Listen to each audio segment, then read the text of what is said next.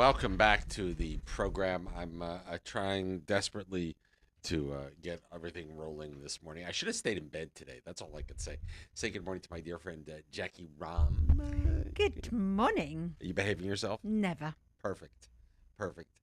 So let the war for pebbles begin. I'm just about to make a little video. The war for pebbles begins. Well, I need to start this, right? So when I go to bed, she sleeps in my arms. Yeah. Should we just start with that one? No. What you? Let's put one up. No comment. The war for pebbles.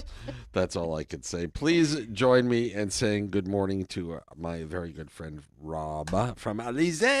How are you? Good morning. Great. Good morning. Who have you brought with you? So my partner Patrick Jean Baptiste. We're both from Chicago. Patrick, nice to meet you, my friend. Nice to meet you, Soc. And thank you for joining us. How cold was it in Chicago when you left? It was cold. It was like 20 degrees. Well, it's a little chilly here today. I have to be honest. I slept last night, no air conditioning. That's how chilly it was. We were out last night and people had jackets on. It was cold last night. The temperature in Saba just a little while ago, 67 degrees in Saba Fahrenheit. Wow. That's cold. Oh, yeah. But when we were here a couple of weeks ago, it was 10 below zero in 10 below zero? And that's not Celsius. It was like 28 below.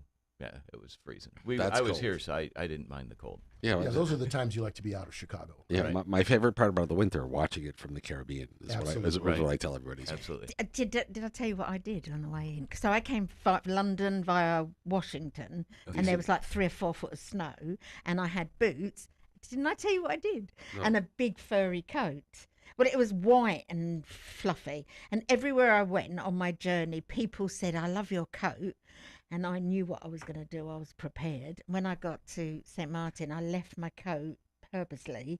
I don't want to bring a big furry coat into St. Martin, so I left it for whoever wants to. Yeah, on the plane. Yeah. So somebody else would hopefully wear it. And the boots I gave to a lady at the airport. Never again. No. I'm not. Yeah, I have this rule. I don't do cold. Right. Yeah. You avoid it at all costs. I've got a new rule. I don't do cold. No. Absolutely. That's how we ended up here. It was a year or two after COVID, and we escaped Chicago. 2 weeks turned into 12. And then just and here you are. Right. So tell me about Alize. How did all this start? So my wife and I were kept coming down, spending time, and then Patrick and his wife April came down, and they were shopping, and we were looking to day drink. So we were. That's fair. That's fair. And my wife will tell you the story of we wanted to the whole marina, and we're bringing the marina back to life, because back in the day the marina was the place to be. Oh, it was. So she'll tell you that story. When I was a kid, we used to stay in Marigot. If you go out of Marigot, as you cut towards the Sandy Ground Bridge, there's a building that's kind of yellow-orangish on the right-hand side. It's now apartments. Right. That used to be the PLM Saint-Tropez. It was a hotel with a whole bunch of little beach bungalows. Yeah. That's where we would stay. Okay. And back in the day of the French franc. Right. And the marina was like the place. It was pretty ritzy. It was pretty snooty. People dressed for dinner. Yeah, exactly. They had exactly. fashion shows on the boardwalk. And Yeah, for sure. Yeah, I think what we were really thinking about that day was we wanted to sit someplace outside, grab a couple of cocktails, have ourselves some tapas or something like that, and we couldn't find it in Marigot. Yeah. And so Rob said, "Well, why don't we build it? Why don't we make it happen?" Our wives thought we were crazy. Had you had a drink? You were day drinking. Absolutely. But when you're over in the area, before we open, people close at 2:30 and they reopen at 6. Oh, and yeah. So we open at 11:30 and we're open till 11 at night. Fantastic. So you can come in for tapas. You can have a cocktail on our patio. Just a very inviting environment for people to come and relax and enjoy their come for lunch, stay for dinner. Absolutely. And you'll see now, when we first opened, I think there were 4 restaurants that Right. were available, And now that's doubled in size. I mean, you're seeing new restaurants opening every season, a couple of them. And what was your concept at the beginning? How did it grow to what you've got today? So we really wanted fresh ingredients, grilled fish, highlight the island in the Caribbean.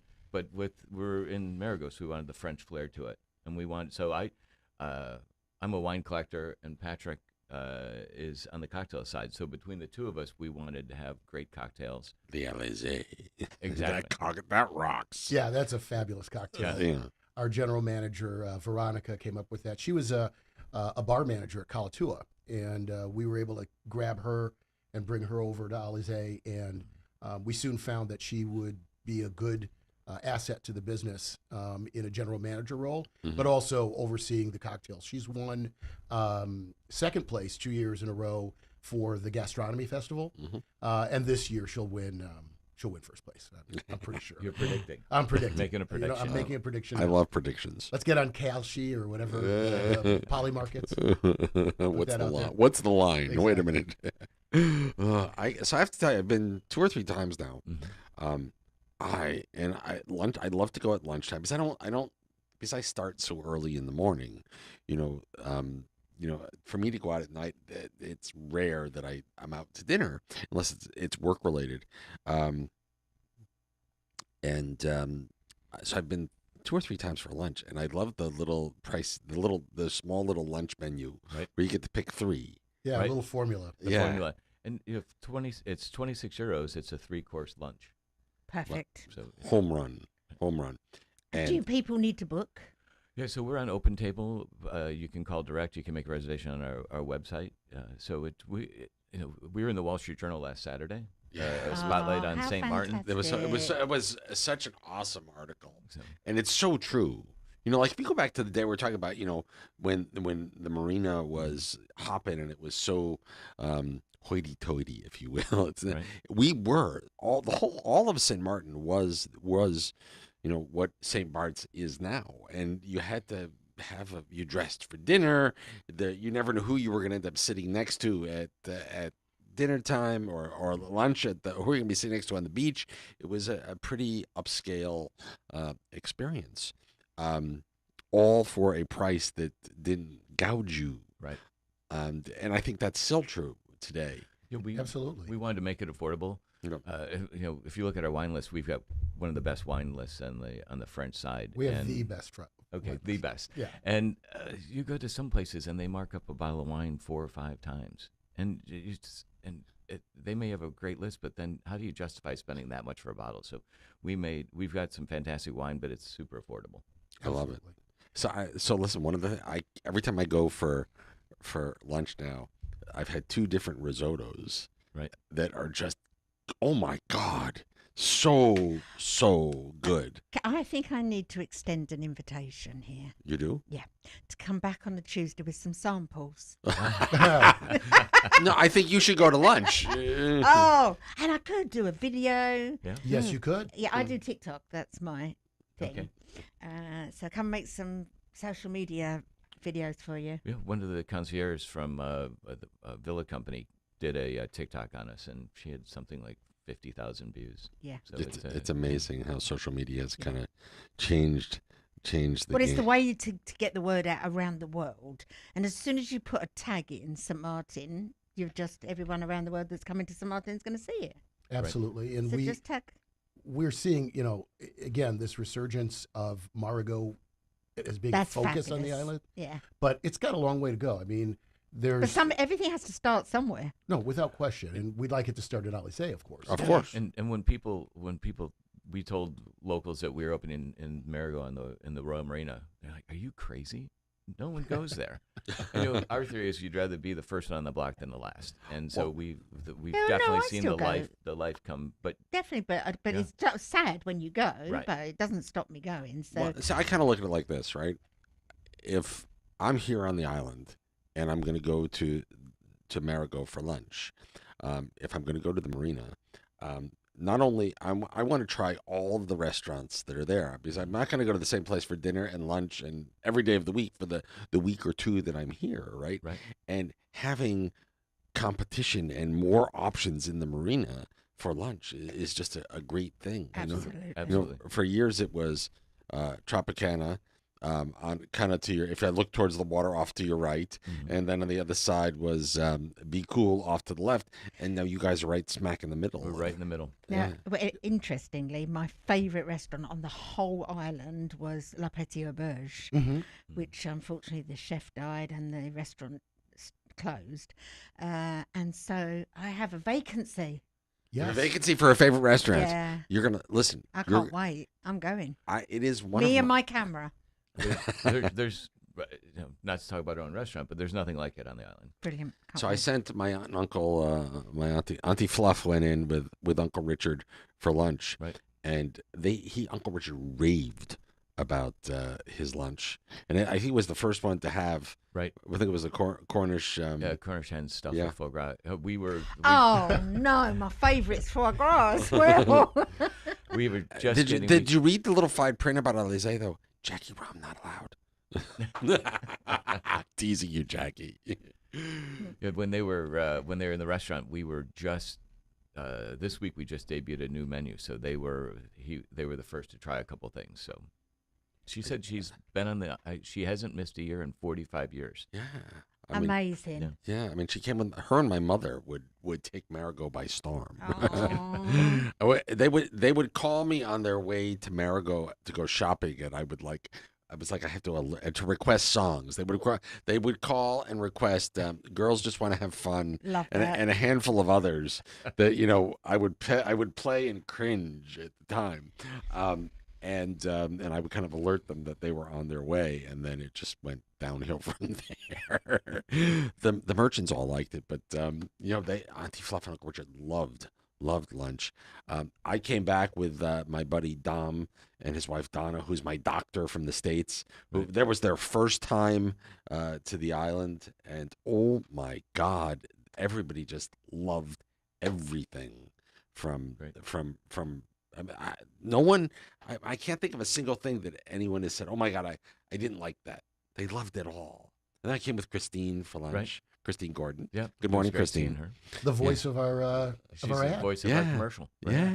So we have to get her. We saw her Sunday night at Mary Boone's for the Super Bowl. And we said we got to get her in to. How was Super Bowl to Boone? It was good. You're on the beach. Yeah. Life is big good. screen. It was sprinkling a little bit, but I think people trudged through it and enjoyed the slow moving game. Yeah.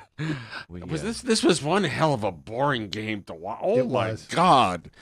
Oh yeah. I'm a New Englander, so I was rooting for the Pats. Right. No offense to anybody who's on the other side, but like the Pats didn't show up at all, and and the Seahawks, they deserved to be playing against somebody better than the Pats for sure, if you ask me. But wow. Yeah, not a high scoring game. So. Yeah, we do live music every Friday, so we've got to get Christine out to do some to sing one night. Can you just tell us how you spell the name of the restaurant? Alize.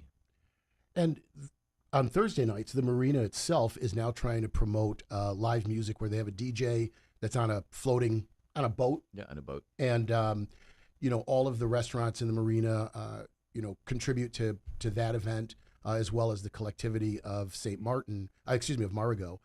And really what Rob and I would really like to urge your listeners to is to come out to the marina and recognize that there is something happening there. And Jackie, just like you said, it used to be, the place to be, and it has to start somewhere. And Soc, you mentioned as well that, you aren't going to necessarily go to Alize every day like Rob and I do, but what you do want is that if somebody is not in your restaurant, it's because they were there the night before or they're coming 2 days later.